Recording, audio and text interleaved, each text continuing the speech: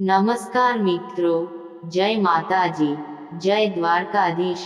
સ્વાગત છે તમારું આપણી યુટ્યુબ ચેનલમાં. અધ્યાય 5મો, કર્મથી પ્રાપ્ત થતા મોક્ષ વગેરે. રાજા અશ્વશિરા બોલ્યા, આપ બને જણ મને ઉત્પન્ન થયેલા એક સંદેહનું નિવારણ કરવા માટે સમર્થ છો.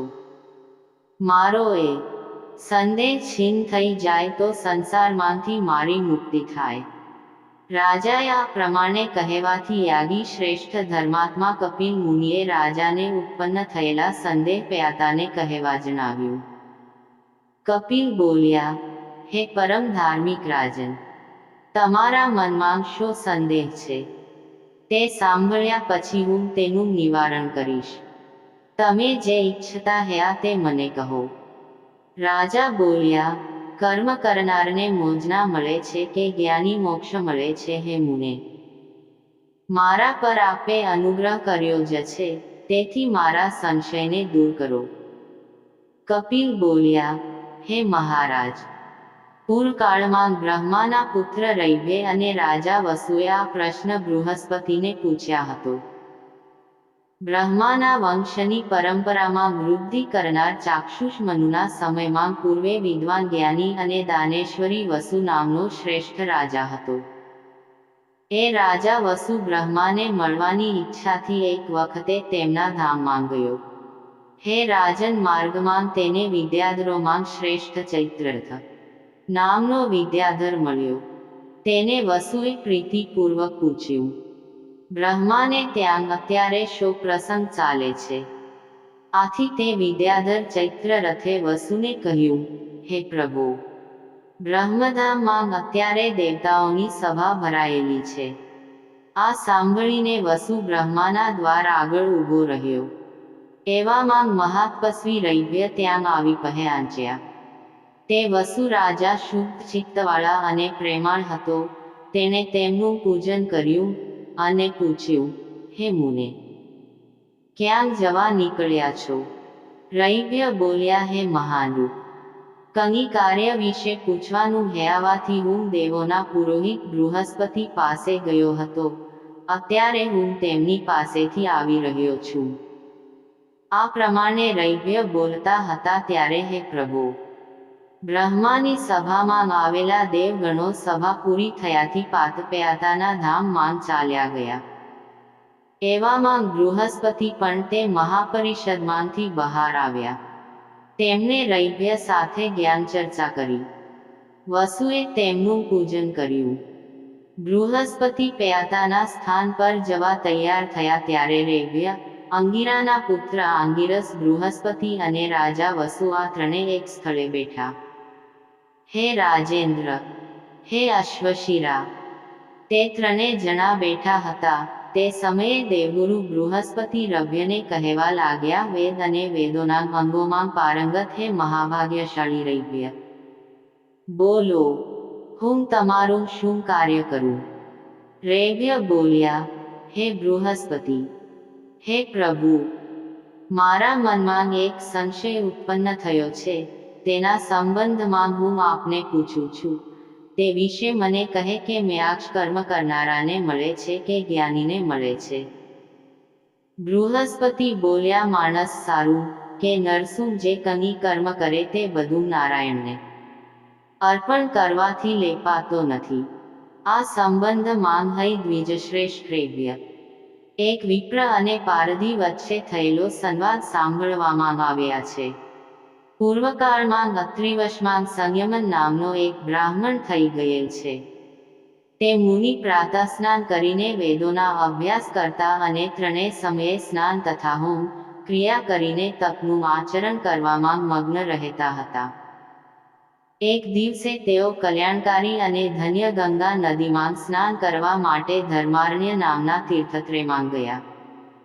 એ ધર્મારણ્યમાં હરણોનું એક ટોળું બેઠેલું હતું.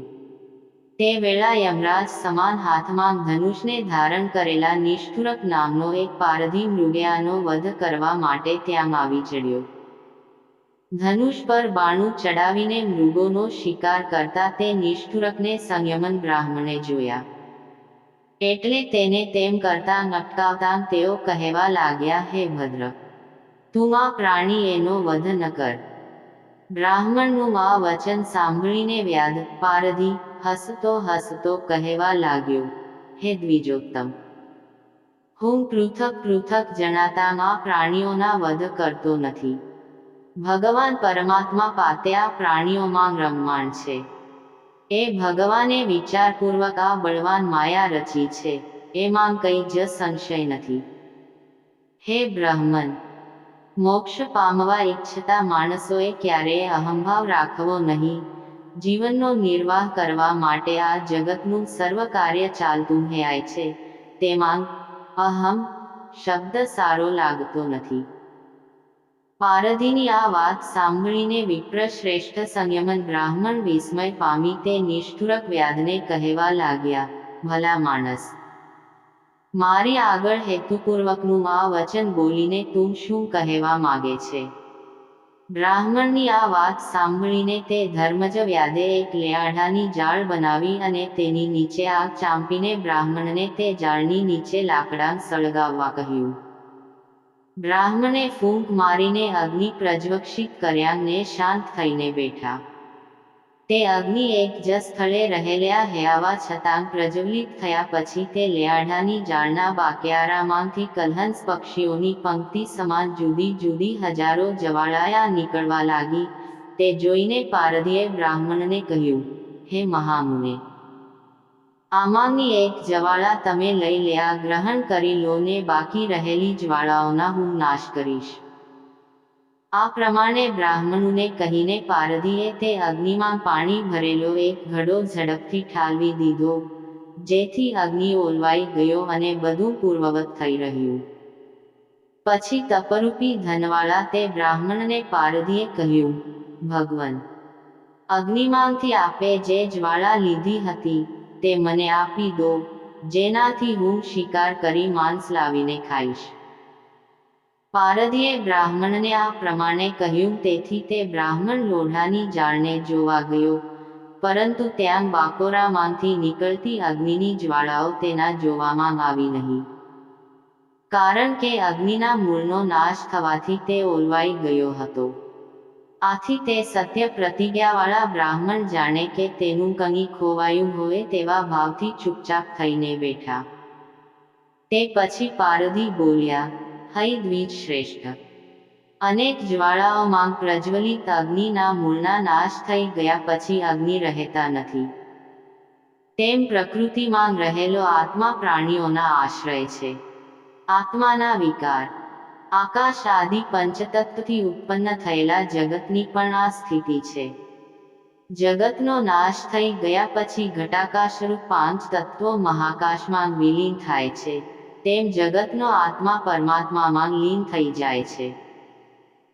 પિંડરૂપ શરીર ગ્રહણ કર્યા પછી એનાથી થતા કર્મનો આત્મામાં સંયોજન કરનારો અર્થાત પ્યાતાના સારાંગ કે નરસાંકમો ઈશ્વરરૂપ નારાયણને અર્પણ કરનારો માણસ કર્મથી લેપાતો નથી, તેથી તે દુઃખી થતો નથી. હે શ્રેષ્ઠ રાજન, વ્યાધ આ પ્રમાણે બ્રાહ્મણને કહેતો હતો તે વખતે વ્યાધ ઉપર આકાશમાંથી પુષ્પોની વૃષ્ટિ થઈ.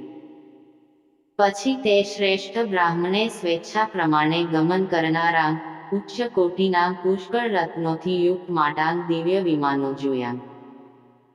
અદ્વૈત વાસનાને લીધે સિદ્ધત્વને પ્રાપ્ત થયેલ, યોગસિદ્ધિથી અનેક શરીરોને ધારણ કરનાર, ઈચ્છા પ્રમાણે રૂપ પ્રાપ્ત કરનાર તે નિષદુરક નામના શ્રેષ્ઠ વ્યાધને બ્રાહ્મણે તે સર્વ વિમાન્યામાં સંભાવે બેઠેલો જોયો. એ જોઈને આનંદ પામતો બ્રાહ્મણ પ્યાતાના નિવાસ સ્થાને ગયો. હે દ્વિજશ્રેષ્ઠ રૈભ્ય, હે રાજન વસો, આ પ્રમાણે પ્યાતાની જાતિના ધર્મ પ્રમાણે કર્મ કરનારાને પણ જ્ઞાન પ્રાપ્ત થાય છે ને તેથી તેને મુક્તિ મળે છે, આ વાત નિશ્ચિત છે. આ પ્રમાણે બૃહસ્પતિના વચનથી હેનરૂપ હે અશ્વશિરા રૈભ્ય તથા વસુને સંશય દૂર થઈ જવાથી તે બંને જણા બૃહસ્પતિની આજ્ઞા લઈ ત્યાંથી પોતાના સ્થાને ગયા. એટલા માટે હે રાજેન્દ્ર, તું પણ ભગવાન નારાયણની આરાધના કરતો રહે અને તે પ્રભુના અભેદ રૂપથી પોતાના દેહમાં દર્શન કર.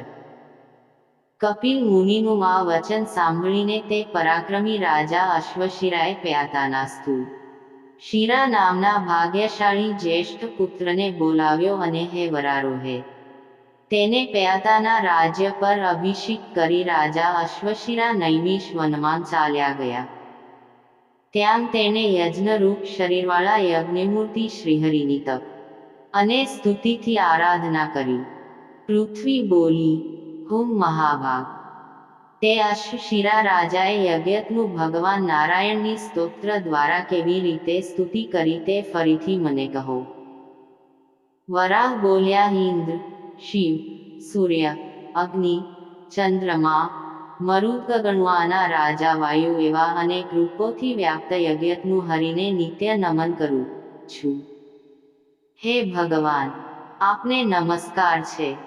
અતિ ભયાનક દાઢવાળા, ચંદ્ર અને સૂર્યરૂપી નેત્રવાળા, સંવત્સરી તથા ઉત્તરાયણ અને દક્ષિણાયન આ અયનરૂપ કુક્ષીવાળા કાલાત્મા ભગવાન, શરીર પર દર્ભ જેવા રોમવાળા, પ્રચંડ શક્તિવાળા, શાશ્વત સ્થિતિવાળા યજ્ઞપુરુષ ભગવાન નારાયણને હું નમસ્કાર કરું છું. આકાશ અને પૃથ્વીના અંતર વચ્ચે તેમ જ સર્વ દિશાઓમાં પ્યાતાના શરીરથી વ્યતપ થઈને રહેલા જગતના સર્જકે વંદનીય પ્રભુ જનાર્દનને હું નિત્ય પ્રણામ કરું છું. સુર તથા અસુરાથી ન જીતાય એવા જય સ્વરૂપ, પ્રત્યેક યુગમાં આદ્ય શરીરનું સર્જન કરીને અવતાર ધારણ કરનારા અનાદિ યજ્ઞમૂર્તિ પરમેશ્વરને હું નિત્ય વંદન કરું છું. પ્યાતાની માયાથી સર્વત્ર વ્યાપક, ઉગ્ર તેજવાળા, જય માટે નિર્મળ અતિ તેજસ્વી સુદર્શન ચક્રને ધારણ કરનારા, શાર્દૂલ ધનુષ, પાંચજન્ય શંખ અને કૌમાદકી ગદાથી શ્યાભતા ચતુર્ભુજ વિષ્ણુરૂપ યજ્ઞ મૂર્તિને હું વારંવાર પ્રણામ કરું છું. ક્યારેક 1000 મસ્તકવાળા, ક્યારેક પર્વત સમાન કાયાવાળા ને ક્યારેક વળી ત્રસરેણુ તુલ્ય અતિ સૂક્ષ્મ શરીર ધારણ કરનારા યજ્ઞપુરુષ ભગવાન વિષ્ણુને હું સદા નમન કરું છું. બ્રહ્મરૂપે સમગ્ર સૃષ્ટિનું સર્જન કરનારા, વિષ્ણુરૂપે જગતનું પાલન કરનારા, પ્રલયકાળના અગ્નિ સમાન શંકરરૂપે સૃષ્ટિનો સંહાર કરનારા રજ, સત્વ અને તમ પ્રકૃતિરૂપ યજ્ઞમૂર્તિ ભગવાન નારાયણને હું નિત્ય પ્રણામ કરું છું. સંસાર ચક્રને ચલાવવાની ક્રિયાના સાતત્ય માટે સદા પ્રયત્નશીલ રહેનાર સર્વવ્યાપક આદિપુરુષ યાગીઓને જ ધ્યાનથી ગમ્ય બીજાઓને માટે અગમ્ય યજ્ઞ સ્વરૂપ ભગવાન નારાયણને હું નિત્ય વંદન કરું છું. મેં તમારું સુંદર તત્વ જ્યારે મારા શરીર અને મનને અર્પણ કર્યું ત્યારે તે વિશુદ્ધ બન્યા અને તમારા સિવાય જગતમાં અન્ય કોઈ સ્વરૂપ નથી આમ જાણીને મારી મતિ સ્થિર થઈ નિશ્ચળ બની. આ પ્રમાણે સ્તુતિ કરી રહેલા તે રાજાની આગળ અગ્નિની જ્વાળા સમાન તેજ ઉત્પન્ન થયું. તે તેજમાં રાજાએ પ્યાત થઈ ગયો. ઇતિ શ્રવરાહ મહાપુરાણમાં આદિતવૃત્તાંતમાં રૈભ્યવસુ ચરિત્રમાં કર્મથી પ્રાપ્ત થતા મોક્ષ વગેરે નામનો 5મો અધ્યાય સંપૂર્ણ. મિત્રો, વિડીયો ગમ્યો હોય તો એક લાઈક કરજો, વધુમાં વધુ લોકો સાથે શેર કરજો અને આવા જ બીજા વિડીયો જોવા માટે સબસ્ક્રાઇબ કરો અમારી યુટ્યુબ ચેનલને.